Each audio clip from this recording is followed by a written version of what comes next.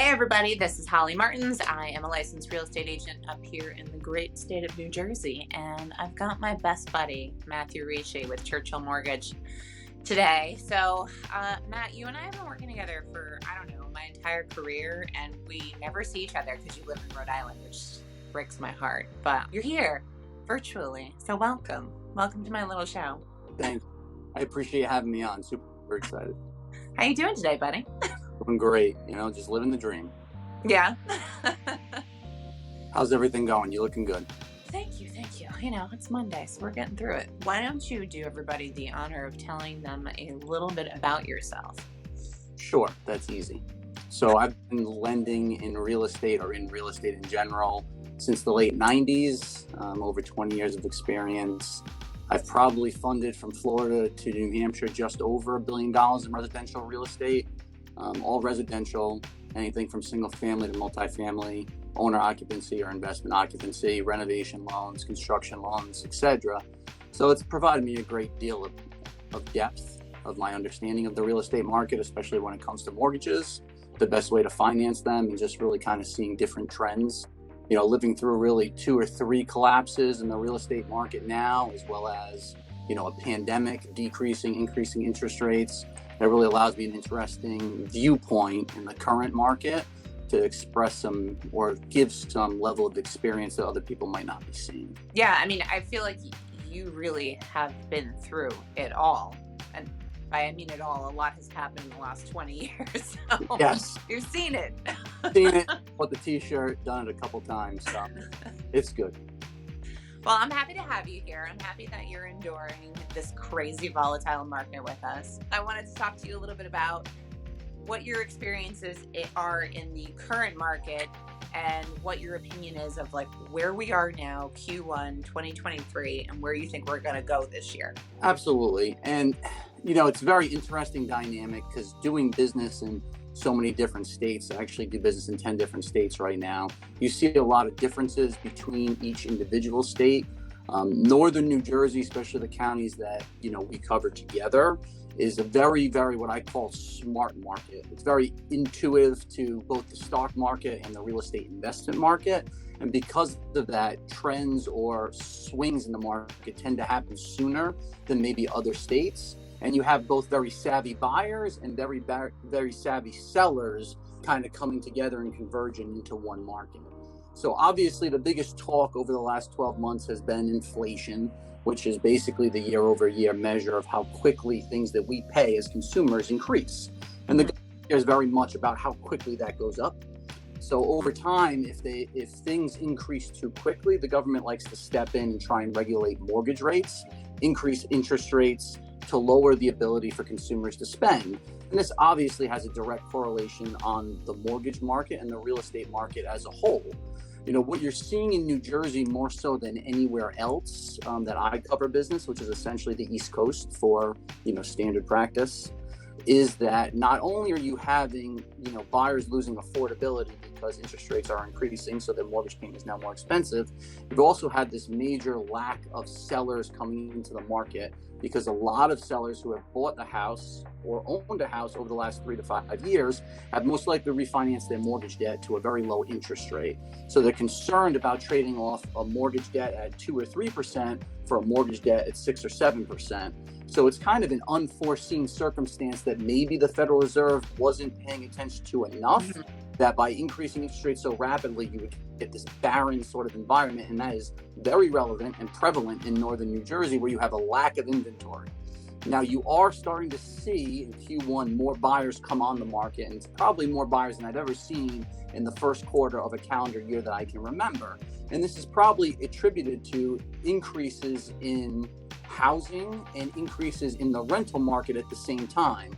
So while interest rates are probably sitting somewhere with a 6 in front of it currently, it's still cheaper in a lot of markets if you can get into a house to own a house, assuming you're doing it the right way in comparison to renting. So while it's more expensive than maybe it was 2 or 3 years ago, just from a straight interest rate standpoint, you're still seeing an influx in buyers, and they're coming into a market with a lot less sellers than might have been in the past in the first quarter and now going into the second quarter. within a month or two of this year. So it's still a situation where you're having people having to outbid other consumers, other buyers in the market because of lower seller inventory, even with increasing interest rates. Now, the good news on that front is very interesting from what we're seeing. Inflation looking forward is starting to cool. So you have seen over the last few weeks a little bit of a decrease in interest rates. And if we are in a sliding market where interest rates are starting to either flatten or to come off a high, you're going to have slightly lower interest rates, at least compared to Q3, Q4 of last year. Yep. You're going to have maybe more sellers start to come into the market. If interest rates go down to 5 or even the mid 4.5%, it'll start to be the green light for more sellers to come into the market, where you'll see the normal increase in sellers in the spring, and then maybe another influx. Those sellers that we would normally see Q4, Q1 that didn't come on, we'll start to see them coming on Q2, Q3, which will be a good time for buyers, right? Because if you have slightly more inventory coming on the market and you have a slightly decline in interest rates, it should be a good time in the second quarter, the third quarter to probably buy a house. What will happen, though, of course, is if interest rates go even lower than what we're anticipating, you will see a flood of buyers overwhelming sellers. So I do think that that's good for the real estate market as far as value-wise, the beginning of next year and even further on. So what I'm trying to say is that the next 2 quarters probably are the most affordable time, relatively speaking, to buy a house, at least looking forward over the next 2 to 3 quarters. And that's why I love you, because you're a little wizard over there. Magic wands and everything. No, thank you for that. And, last November and December, when we saw that big rate spike, we saw an immediate impact with buyers. Suddenly the market cooled off. We were getting offers accepted at list price or slightly above, and bidding wars went down from 20 to 30 offers on a property to maybe 2 or 3 offers. It was an instantaneous effect. But now that those rates have come down, we've had a gentle winter, it's beautiful outside, all these buyers are ready to start shopping again, and the market's not ready for that influx of participation. So everything that you're saying is exactly what I'm seeing on the ground here. It's a very interesting time in Q1. Okay, so Matt, you and I spend a lot of time on the phone talking about northern New Jersey and how it's this little anomaly of a market in comparison to the other areas that you service around the country. So can you speak a little bit more about New Jersey, maybe even the microcosm of the northern part of the state where I work versus the East Coast that you service? Sure. It's still a situation where inventory is still the ruling theme in any real estate market, right? Like the inventory or that whole seller to buyer demand ratio is really going to determine how that market operates. And I did mention earlier that obviously we feel that New Jersey is a very smart market, savvy buyers, savvy sellers. Because of that, especially in the market that you're in now, it's really a dynamic based on negotiation and understanding of what's going to be available. And the fact that you have only a certain amount of area with a certain amount of already developed and built homes and a lack of the ability to have new construction is the biggest driving factor of that area when it comes to the limited inventory and the increasing price point. Obviously, we know that demand comes from the ability to work in Manhattan, the ability to work in the city and travel in there and still, possibly raise a family or have some land and not have to have that urban lifestyle and actually have your house. So we know we're going to have high demand just from a standpoint of lower price points in northern Jersey in comparison to having to live in Brooklyn, Manhattan, or Queens. And then we have this other attribute that there isn't the ability to develop more houses. You don't have this vacant area of land where a builder can come in and put up a tract size of 50, 60 homes. You see this outside of Washington, D.C. You see this outside of Nashville. You even see this outside of Boston to an extent where you have areas that are vacant land that are being developed into new housing complex, new townhouse complex, new condo complex.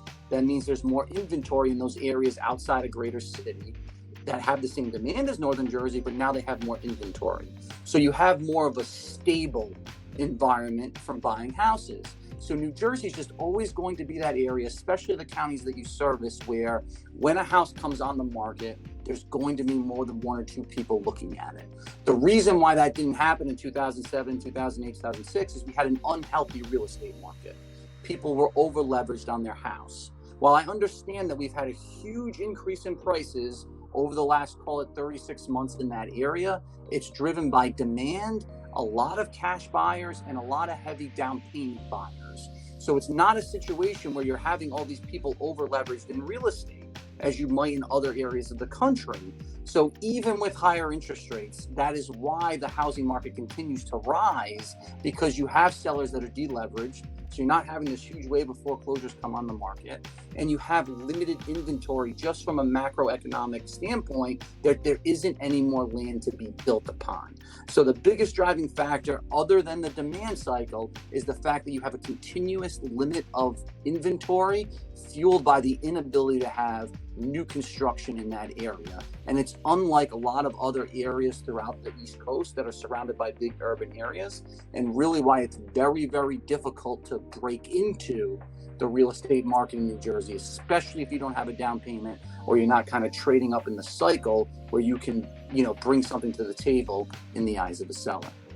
It's very true. And going back to your point about new construction, if you want to be within 45 minutes, which is a reasonable commute into Manhattan, the only new construction that we're seeing are luxury townhomes that are north of the 500, 600 mark, and the taxes are usually around 12,000 pop on those, plus your HOA. And if they're single family homes, you're really looking at an entry level of at least 900,000 just to get in the door. And those are typically houses that are built on pre-existing foundations, not even brand new construction. If we do see new houses that are being built on virgin land, they're normally developments of 3, 4, or 5 houses, because that's all the acreage we have left in this area. And those are coming in around the 1.2, 1.4 amount. And then we're seeing taxes, anywhere from 16,000 to 30,000 on those houses, depending on what town they're being built in.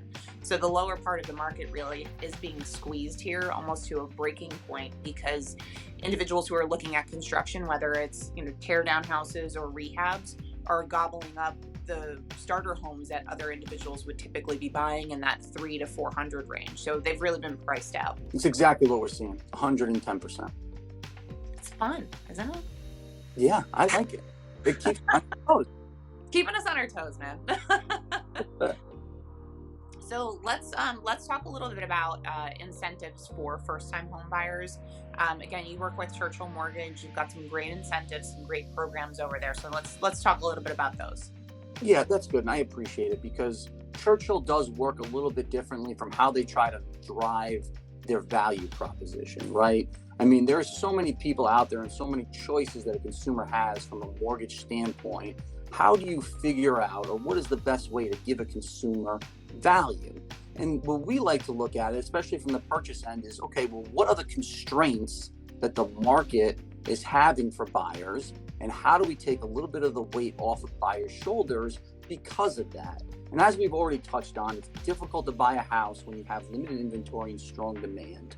Okay, and now you have that in a situation where you have had at least increasing interest rates. So you have this interest rate variability in buying a house where you could be pre-approved at the beginning of the month, and by the next month your interest rate could be completely different, which could change your overall price point position, what you could afford, and your comfort level of buying a house. So what we decided probably about 2 years ago is to develop some sort of process that's independent and helps borrowers get in a position so that they're ready to buy a house prior to actually getting in the door and offering on a house. We call it our certified home buying program. It opens up the opportunity for us to protect their interest rate while they shop for a house. So the conventional nomenclature is you get a pre-approval, you find a house, you go back to the mortgage company and you get an interest rate. Then they underwrite your mortgage to tell you can get a mortgage in full and close on your loan. We're taking that underwriting portion of it and putting it right after the pre-approval. So before you actually find a house, we're underwriting your mortgage application to get you fully approved, and then we can protect your interest rate for 90 days. So while you shop, you'll get a ceiling for your interest rate. You don't have to worry about the interest rate increasing. If you find a house and rates actually happen to be lower, you'll be able to take advantage and get that lower interest rate. It also offers up the opportunity for us to move quickly when you find a house. If we've already done the underwriting for your bank statements and your W-2s and your pay stubs, we can now offer a 2-week closing in northern New Jersey, which is almost unheard of, and provide you some sort of leverage to provide the seller as far as a reassurance, with the hopes if you happen to be offering against 2 or 3 people at a relatively similar price point, you might be able to leverage that speed of quickness or strength of quickness, I should say, to get the price of the house without having to increase your monetary offering. So the biggest value that we're trying to drive right now is put you in a position of being protected while you shop for a house, and then doing everything we can to make you look stronger in the eyes of the seller while protecting your interest rate and your overall financial stability. And offering an interest rate lock is not something that every lender offers. And we saw the real effects of that when the rates hiked last autumn and winter, because you'd have an individual get an offer accepted and a week later rates jumped up half a point, 3/4 of a point, and suddenly they can't afford the house that they just had an offer accepted on because they didn't have their rate locked. So the real effect for buyers, it obviously sounds very theoretical when we're just talking about percentages and the home buying process, but the real life consequence of not having a rate lock when the rates are volatile is that it could ultimately bump you out of a house that you've clawed your way into in a competitive market because you weren't protected. And then offering that quickness of a closing is very helpful here too, especially when we're looking at properties where the seller needs to close quickly so they can move the funds of that sale into their next purchase. Or let's say the house is vacant and every day that it sits on the market, they're losing money on taxes and overall carrying costs. So if we can speed up that 45-day closing process to 2 or 3 weeks, that ends up being a huge amount of cost savings for the person who's selling that property. That's great. And, that really echoes what we're trying to do in the market, is just see what's going to benefit everybody and develop programs that other people aren't doing to drive the value to the consumer, and true value, value that's going to be able to be leveraged and save everyone in the transaction money and time. Absolutely. Okay, Matt. So you have been in this industry for decades. You've done, I'm assuming, thousands of transactions at this point. And when you're at your desk, you're crunching numbers, you're making phone calls, you're hustling to get these deals made for people and make sure that their underwriting process is smooth. I'm sure that there are a lot of conversations you find yourself having with people who don't understand what you do. So I want you to tell me a little something that you wish listing agents knew, that you wish your clients, the buyers, knew, and then you wish people who are refinancing their homes knew. Yeah, the biggest thing, and there's a few, well, there's probably more than a few, right? There's a ton of things. Get it. Wow. Yeah, we could go on for hours with this one. But, I'll start and say the buyers and even buyers agents, the biggest thing that I have, or the issue that I have with the market, is the word qualifications, okay? And the conversation when someone calls me that wants to buy a house, and the first thing out of their mouth is, what are your loan programs and what do I qualify for? That might be the biggest misconception in the mortgage market, because the word qualify does nothing to help a consumer. All that means, if I tell a consumer that they qualify for a loan, it means that I can lend them money, and we have some investor somewhere in the stratosphere that will pay us as a company to give them money. Okay, so I would love for, instead of the word qualify be the top of people's mind, is some sort of affordability and readiness. So I developed a readiness assessment a couple years ago, tailed it down last year to really help consumers to understand, before we talk about qualifications, and we want to talk about qualifications. No one wants to waste their time and not understand if they can get a mortgage or not. But is the market going to allow you to be in the best position to buy a house? Because this whole overlying misconception that it's always the right time for every single consumer to buy a house is such a faux pas. Mm-hmm. And it leads people into being driven into decisions that they shouldn't be making, and really puts them in a position to think that they have to buy a house, compared to maybe, when should I buy a house? And if you're not talking to somebody that does what I do, and you're not having a conversation about, are you ready for this market? Right? And realtors need to understand this too. And I know that you know this. Would you rather work with 3 buyers that are ready to execute, or 10 buyers that have no idea what they're doing or whether or not they should be buying a house? Obviously, you'd rather have the limited pool of people that are going to be able to execute and understand it's time for them to buy a house, and that the market in itself is going to provide them what they're looking for and what they financially need. So the biggest thing that I would love to tell everybody is, when you call a mortgage lender, be honest with them. I want to buy a house. I don't know if it's the right time, because that's what every consumer thinks. I've bought multiple houses. I've financed thousands of them. I understand very well that the first thing in my thought process is it the right time for me to buy a house? Should I be buying a house now? And before we go and fall in love with a house, let's design some sort of process to fall in love with the numbers behind that transaction, and then we can go find the house that fits to that. Instead of finding a house and trying to fit a mortgage option to it, let's get our understanding of our finances in place and then fit that to a mortgage. And I think listing agents know this, but sometimes they forget that you don't want to go in the door before you have your finances handled. Figure that out ahead of time and then start to look at houses. There's just too much adage out there, this is the house of your dreams, this is your dream home.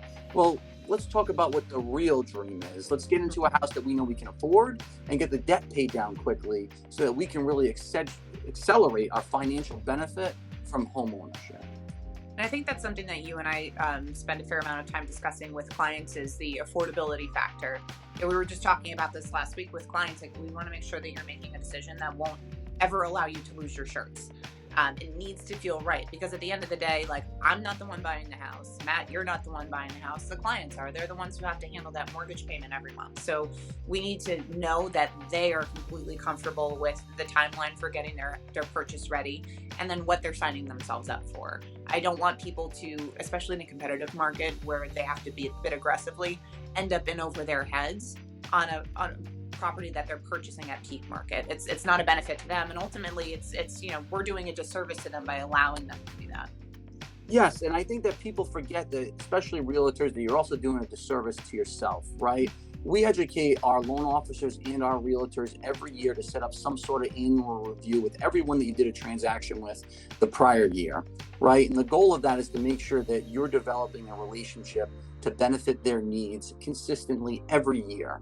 How are you going to get referral business from someone that you helped get into their house, which should be the easiest referral business in the world because you gave them what they really needed, a home?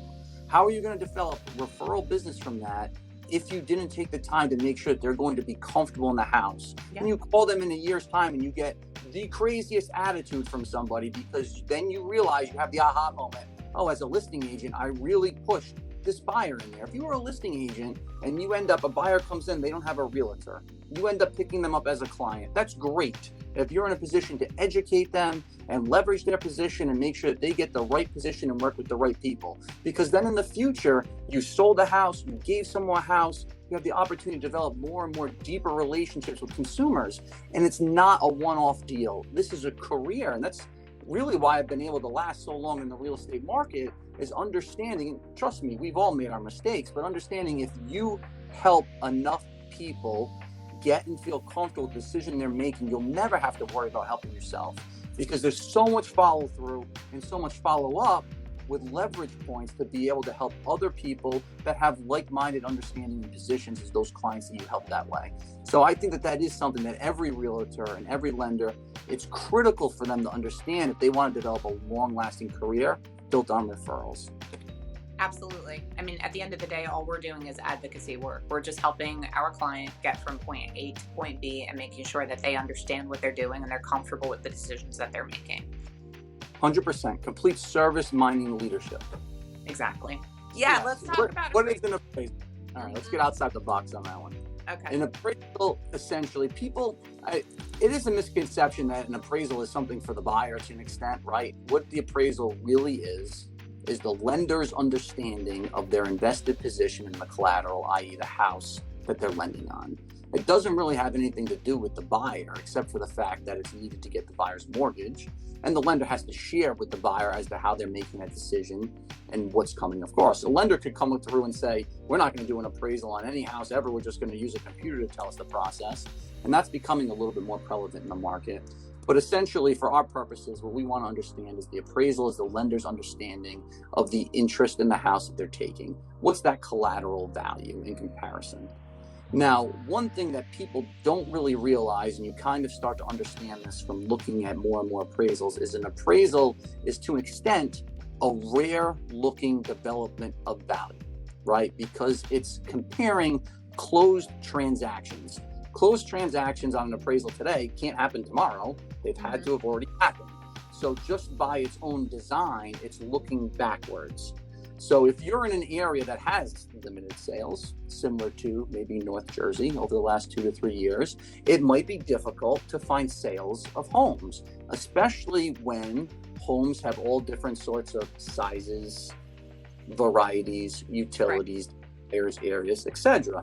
So while an appraisal is very important to the lender because it gives us some sort of snapshot as to what our position is if the person doesn't pay the house, what we could get out of the house for, as well as our investors, it is still looking backwards in time. Appraisals really are like a snapshot in time, but they are looking backwards. It's like the big misconception that people don't realize is that when an appraisal compares closed sales on houses that have already sold, right? So an appraiser goes out and finds homes that have sold in an area and compares the price of those homes to the price that the consumer is buying, okay? And then that dictates to the lender if the house is worth what they're paying for it. But because you can't look forward at sales, or really even the same day in most cases, you're always going to look behind you, meaning that the sales that the appraiser is comparing could be 2, 3, 4, 5, up to 6 months old. Okay. But what happens when you have increasing prices is that it's very difficult for the appraiser to support the increase in the price point. Now, there are some time adjustments, it's called, where an appraiser can increase the value of homes that have already sold, but it's very difficult to support. So oftentimes, especially at the beginning of a year, because the beginning of the year sets the market for kind of the trail end of the year, you might not have any comps at the price point that homes are selling. Does it mean, this is the question, does it mean that the house is not worth what the person is paying for? To extent, it does not. What it means is that the appraiser cannot support the price that someone's paying for it. However, if that person has the affordability and the wherewithal to buy that house, then that's what it's worth. The market is setting that demand. And then once that house closes, now you have a comp at that price point. All the other houses that are similar to that house are now instantly worth what that house just sold, because that's the house the appraiser is going to use. So it's important for consumers to understand this point. Why? Because they're most likely, at least over the last 36 months, and we both know that that hasn't changed recently, most likely bidding at houses over and above a price point or at a price point against other people.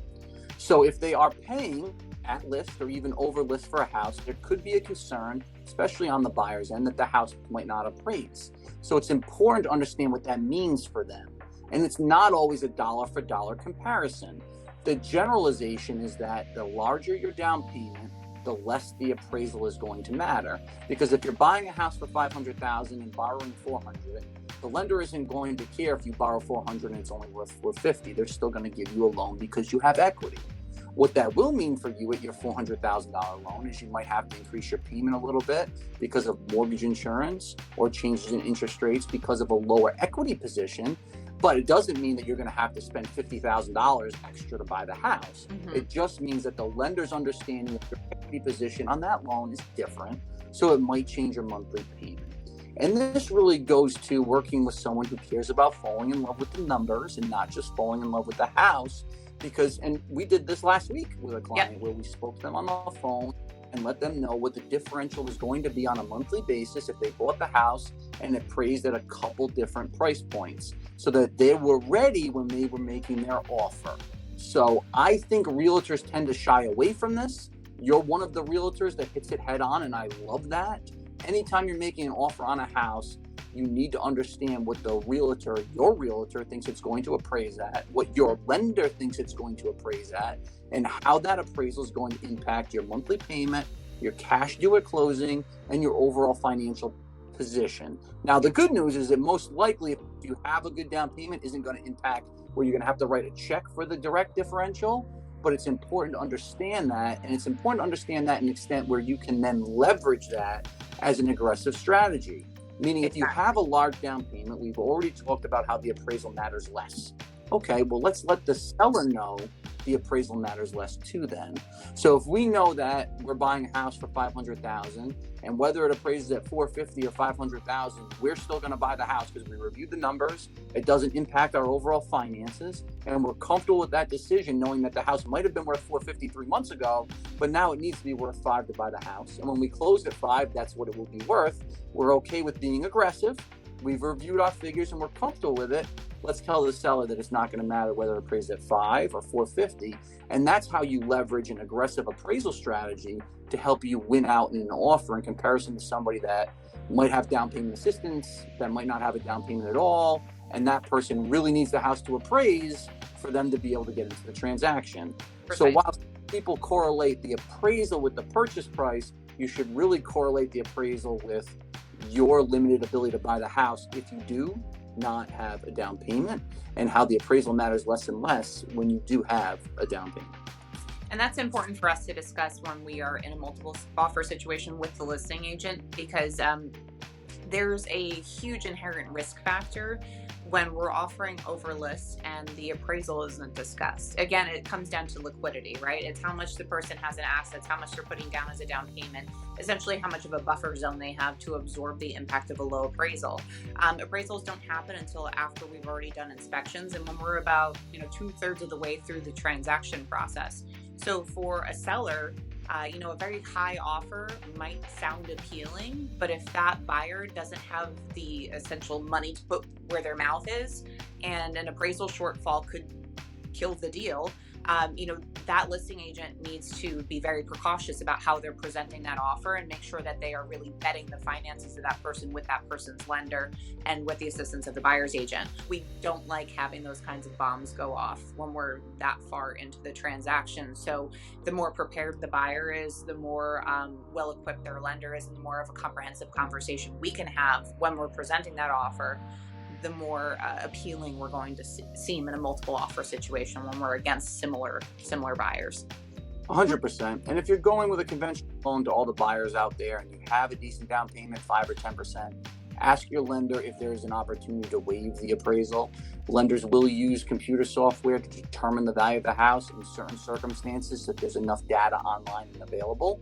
It's 100% case by case, and in the counties you're in, it's probably about 60% of the time a house can go through without an appraisal. So if you are going with a conventional loan and you do have a down payment, especially if you have 10% down, make sure you're working with a lender that understands how to utilize an appraisal waiver and can use some sort of electronic form of documentation of the value of the house in comparison to you spending $500 or $600 on an appraisal when it really might not be needed. Yeah, that's fantastic. And that's real, that's a huge relief to individuals, because it eliminates a significant variable in the transaction that can often be a point of great contention or great stress for everybody involved. Do you have anything else you want to add about appraisals, my dear? My history of appraisals, I probably could talk for about 2 days on this subject, but it's really technical and high level beep, beep, beep, beep, beep stuff. So probably not the best thing to throw out there. Yes, especially if you ever look at an appraisal and see exactly what it is, with grid lines and numbers and formats, it's enough to make you go work somewhere else, at least I should say. Especially if you've looked at thousands of them, I would imagine. Correct. And that's close. Let's not talk about the ones that I had to look at for no reason. So hey, tens of thousands. Let's actually take a moment to talk about when appraisals come in and they're way off kilter. I've had this happen a couple of times where we're all looking at the data. We're convinced that a house is going to appraise for $600,000, and then the appraiser comes in, does their thing, and it comes in with a 500 appraisal. What do we do in that scenario when we're all who did he look at comps in a different town? Was he looking at comps from 10 years ago? Where did we go off the rails here? What's the process? 100%. It really goes down to the fact of doing your diligence ahead of time, which is great.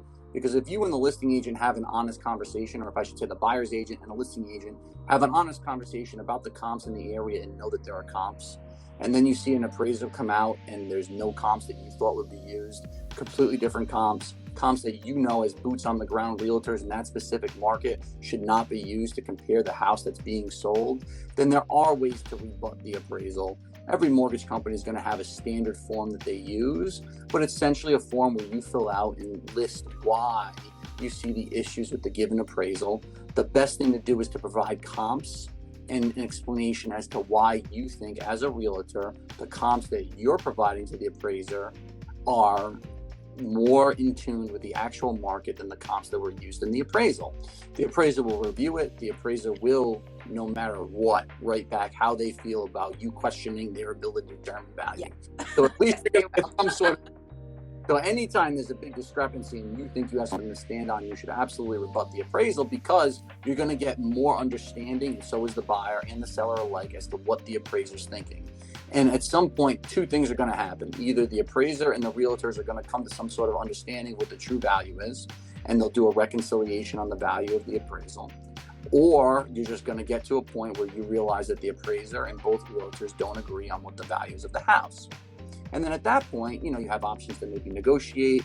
Of course, I've seen situations where buyers have ordered another appraisal, but the biggest thing to understand is that you definitely have the ability to rebut what an appraiser says. You just want to make sure as a realtor, so all those realtors out there, you have real strong comps to stand on, because appraisers are going to take you serious. Maybe they missed a comp. Maybe they missed 2 comps. Okay, it happens. Everyone's perfect. But if you have comps that are solidified and you understand why not necessarily just those comps compare, but why they compare more than the comp that are used in the report and what an appraiser really is, then you'll have a lot of legs to stand on. Appraisers care about 2 most important things: timing of the sale and location.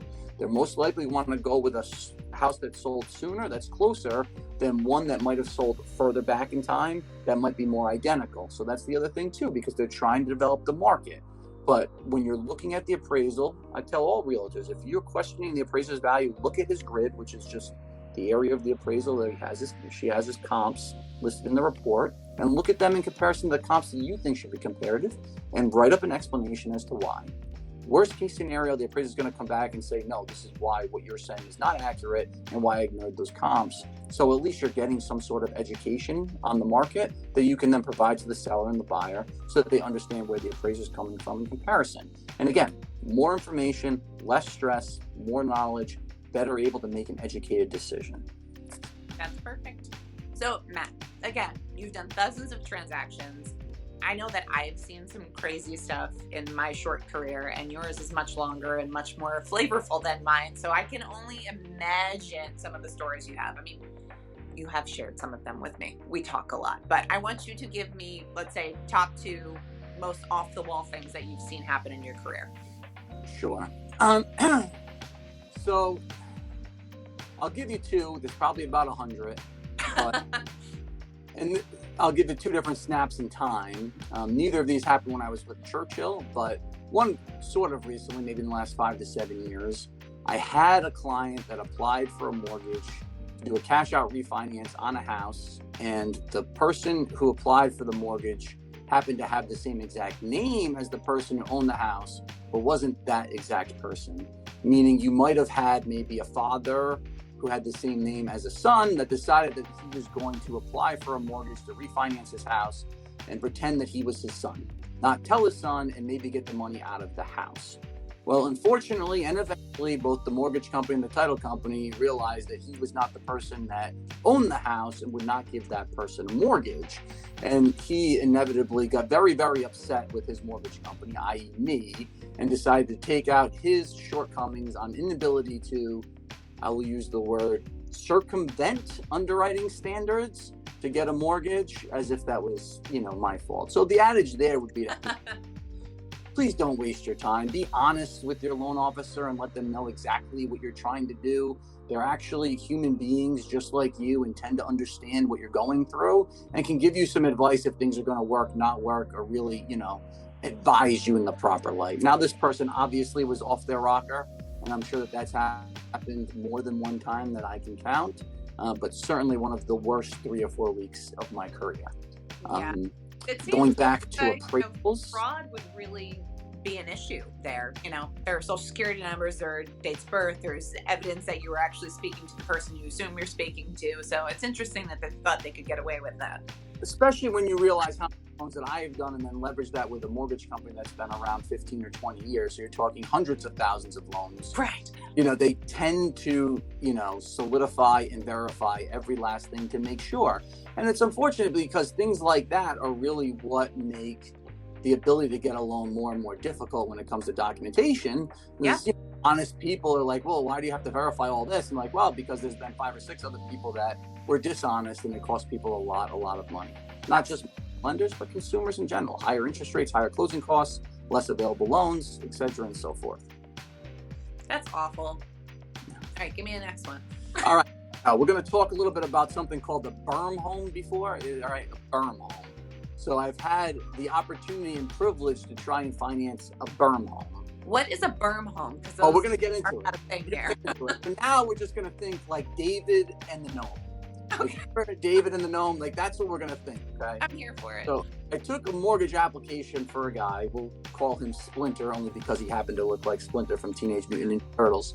This is already fantastic. Oh, he's amazing. So he literally looked like the guy that lived in the sewer from the Ninja Turtles. You mean the rat?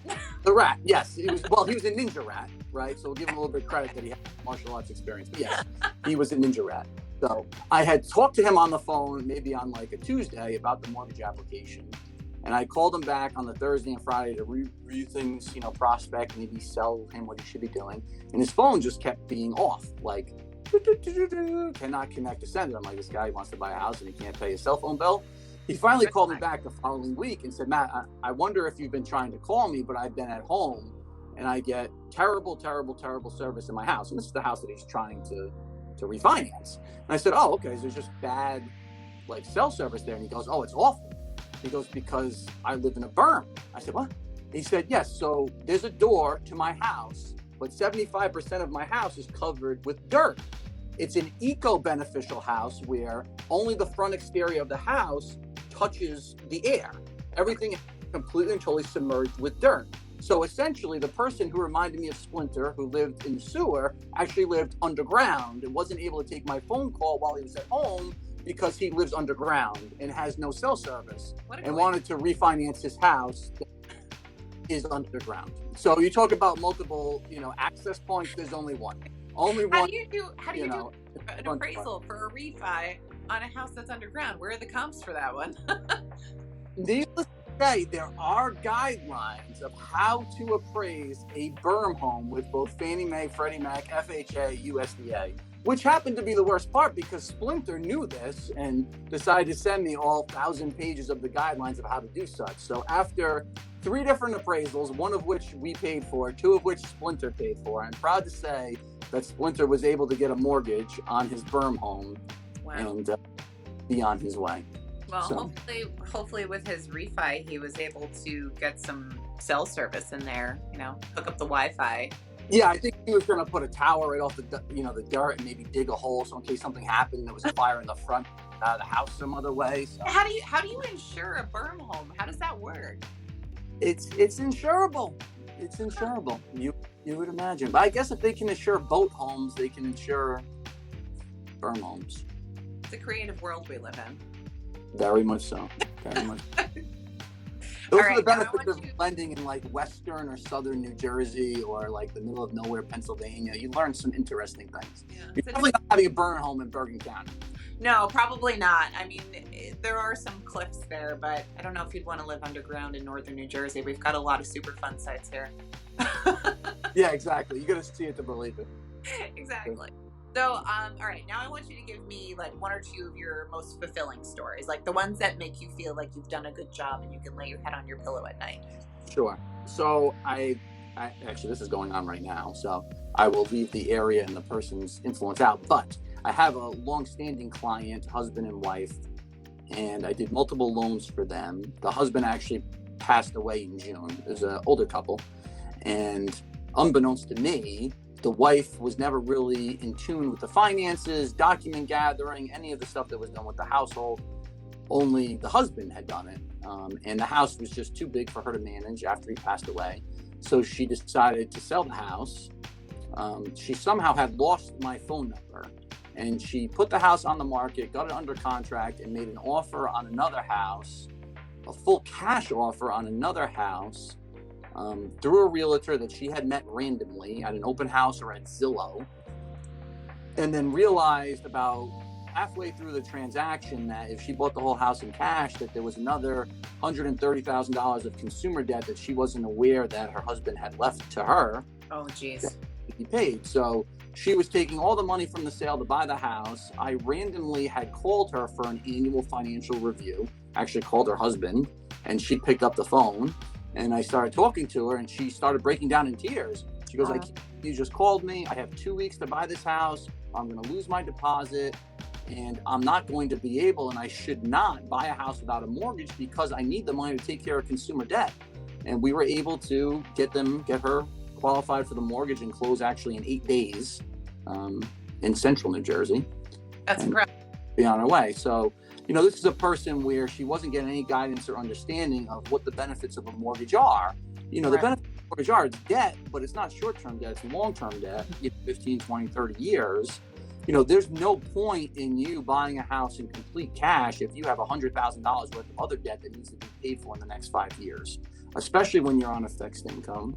And this is a whole example of falling in love with the house before you fall in love with the numbers. She Yeah. never even once talked to anyone that handles numbers. A realtor was just telling her, yeah, you can buy this house in cash.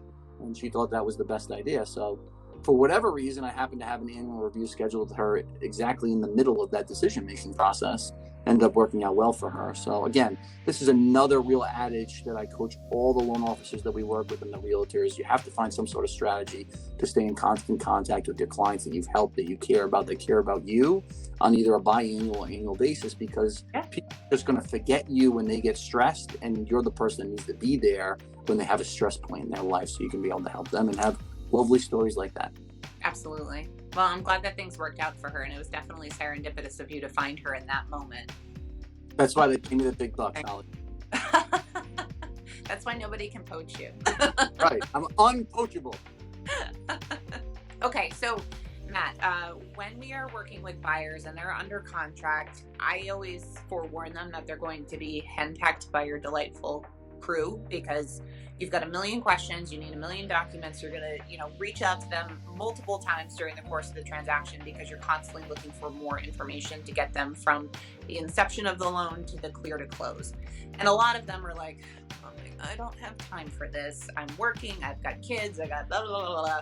Please stop bothering me. But we know it's important because it's a huge loan. It's a very meticulous process. You need to make sure that your T's are crossed, your I's are dotted. So for everybody out there who's not familiar with what happens on the back end of the mortgage process, can you give them a quick rundown of why you're annoying them? Yes, 100%. The dreaded underwriting cycle. And look, the one thing that I've learned over the last 2 to 3 decades, and a little bit more here ago, is that underwriting is only stressful in a situation where it's not handled at the proper time, with the proper understanding and the proper documentation. And a lot of times that means a team. It takes a team to make sure that an underwriting process is handled sufficiently and efficiently to make sure that we can help in the proper timing. And this really goes to touch on that certified home buying process a little bit. I know that doing it ahead of time opens up all these fun things like our rate secure, our quick closing, and the benefit to helping people, with a seller guarantee. But the fact of the matter is that our goal is really to do the underwriting before you get a house under contract now. Because 1, it sets the stage of the requirements. 2, the buyer doesn't feel under the gun. And 3, once it's done, it is done. Now, there's a lot of things that's time sensitive, like your pay stubs. If you do your pay stubs this month, in 3 months, you might need 2 more pay stubs, but not the end of the world when you've worked through it. So it's our goal really to leverage technology and the time value that you have now before you find a house to make sure that that underwriting process is smooth and clean. And I can tell by my reviews online, I've never thought that underwriting a loan was so simple. I can't believe this process was so easy. And it's only because buyers don't pay attention to anything or remember anything till they have a house under contract. I could ask someone for 8,000 documents between when they're pre-approved to when they found a house under contract. They will send it without caring one bit. The minute they're under contract and they have a deadline to meet, if they're then asked for all these documents, they are going to, excuse my language, S-H-I-T the bed. They're going to be extremely irritated and upset about having to do this under the gun. Mm-hmm. So it's really my position to educate realtors and buyers alike. Go see a mortgage lender that underwrites a loan while they do the pre-approval. Do a full underwrite. And Churchill there's a lot of people, there's a handful of people that I know in Northern Jersey that claim that they underwrite loans prior to closing. All they have is an underwriter look at it. Churchill models the exact same process with, for me, the exact same team members that you would have if you came to me with a contract and you get underwritten before you find a house. So you have myself, you have my assistant, you have my processing lead. They're amazing. My processing lead has her own assistant, and we have a dedicated underwriting team that works with just us. So having that team-oriented environment allows us to say, hey, this was missing. I know we don't really need it. I got the expertise on this. Let it go. And we can provide those one-off exceptions to clients, make sure that they don't feel overwhelmed by the process, and you're modeling the process that you would normally see beforehand, and it truly is a full mortgage approval. It's essentially a loan commitment prior to getting a house under contract. And then at that point, all you have to worry about is your inspections with your realtors, maybe updating a bank statement and a pay stub, a title report, and an appraisal if it's needed. Once that house is under contract, it takes all the weight off your shoulders because it's already done. So yes, the underwriting process can feel daunting when there's a time constraint on it. So work with a company that will underwrite it before you find a house. It's going to save you a lot of headaches and a lot of loss of hair. That's what you're for. You absorb the stress for it. Yes, this is all follicles of other people that we're taking away. One other thing I wanted to ask you about, because this comes up a lot, especially since we're dealing with, you and I work with a lot of first-time home buyers together. The question of gifted funds from family members. Let's say mom and dad are so excited we're buying our house and they want to give us $20,000. What does that look like on your end? And what's the process for ensuring that they're doing it the right way? Yeah, and I think that the availability and the delivery are the two things that a lender cares about when it comes to a gift. And gifts are completely fine. It happens all the time. Mm-hmm. So the best thing that you can do is to say to a mortgage company, I'm getting a gift, and the gift is going to be paid at closing. It's not the end of the world, but once a parent starts to give money to somebody prior to closing, then there's a whole paper trail that needs to be evaluated, going from the gifter to the receiver, and then did they see it? Did they fund it? How was it sent? So if you're going to get a gift, my advice to anyone receiving a gift is always wait. Here's a letter. You let us know how much the gift is going to be, and then have that relative send the money to the closing. We'll get the copy of the receipt of the funds from the closing attorney or the settlement company, which will show that it came from mom or dad or cousin or whatever it is. And it's just a lot easier on the pressure, because if mom gives you a check and you deposit $50,000 into your checking account, now you got to show your checking account where the money came from, plus the gift letter, plus possibly mom's bank account if it wasn't sent the right way. Like if mom just transferred from Bank of America to Bank of America, I can't just get a check. I have to see the transfer. The only way to transfer it from mom is to see mom's bank statement. Now I'm getting a lot of documentation that I don't really need to get from your mom, and that whole process. So the biggest helpful hint I would give in that circumstance is, if you're getting a gift, wait to get the gift sent, just have it sent to closing. It's a lot easier to document. Perfect. And then one final question for you, because we often joke about this. We tell our buyers, like, hey, if you're getting a mortgage, make sure that you're not taking on any extra debt. Please don't make any big financial decisions. Like, don't go and lease a car 2 weeks before you're closing. And we still, in spite of warning people not to do that, occasionally we'll find a client has done exactly the thing that we've told them not to. So can you explain why that is such an important thing too? It's huge. It's especially for first-time home buyers who tend to be on a budget, right? Their affordability might be a little bit tighter than someone who's bought 3 or 4 houses that has a huge down payment, right? So the situation is that your debt to income ratio is one of the biggest determinants as to whether or not you can get a loan and how much of a loan you can get. So a mortgage company is always, the week before closing, going to run some sort of credit update to make sure that you didn't take out any new debt. And if you have at your mortgage approval $4,000 of a mortgage and consumer debt being approved, and now all of a sudden you have another $600 because you took out a Mercedes loan, you now might not be able to afford your mortgage payment on paper when it comes to the mortgage lender. And the mortgage lender at that point is under no financial obligation to give you a loan. And you might be under some obligations to lose a deposit, or at least lose your time, and not be able to buy that house. And unfortunately, something like a new car loan is not something that we can go backwards on. Unless you now have the funds to pay that car off, they're going to hit you for that car payment because they have to. It's all about your monthly debt to income ratio, your ability to repay, and the lender showing the state and the federal government that we understand your ability to repay a mortgage. And that's why you're getting the mortgage you're getting, the terms you are.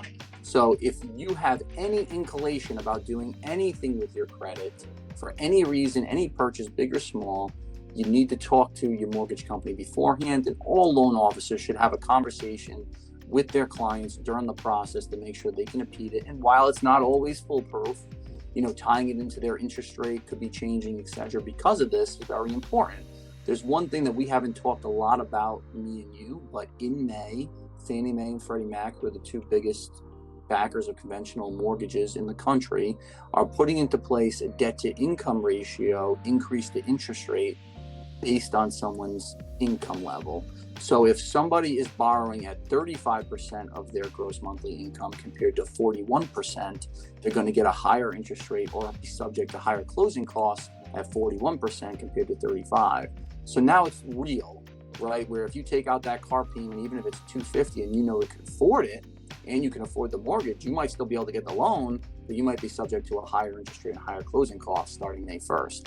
So it's very important for consumers to understand that the biggest thing a mortgage company cares about is the debt to income ratio, and then the credit, and then the down payment. The debt to income, because the ability to repay is a federal and in most states a state requirement for lenders to do to be able to offer conventional loans. So them caring about how much money you're paying monthly compared to how much income you have coming in is absolutely critical. You don't want to do anything once you submit a loan application that can be avoided to circumvent or disrupt that calculation. And if you're going to, again, this goes back to being honest with your loan officer. They're human beings. If something happens, you need to get a car, you need to talk to them before, not after, and they'll let you know if anything that you're doing is going to make a difference. Absolutely. And then at least you can move forward with it. Just don't keep people in the dark. We're not mushrooms. No, you should be considered a trusted advisor and an advocate for them, if nothing else. And I think, I've had some buyers of clients of ours who were afraid to either, like, I might be taking a new job, but I don't want to tell Matt. It's like, no, you absolutely should be talking to Matt, because he's going to tell you how this is going to play out. Again, things happen. Sometimes people need a car.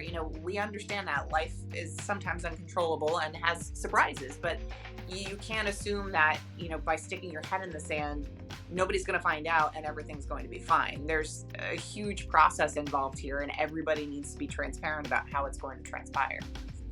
98% of the time, I can circumvent any problem that's coming from any change, make sure people are still in a great position and help them. But 0% of the time can I do that if I don't know what's going on. Absolutely. We don't like to be surprised. Correct.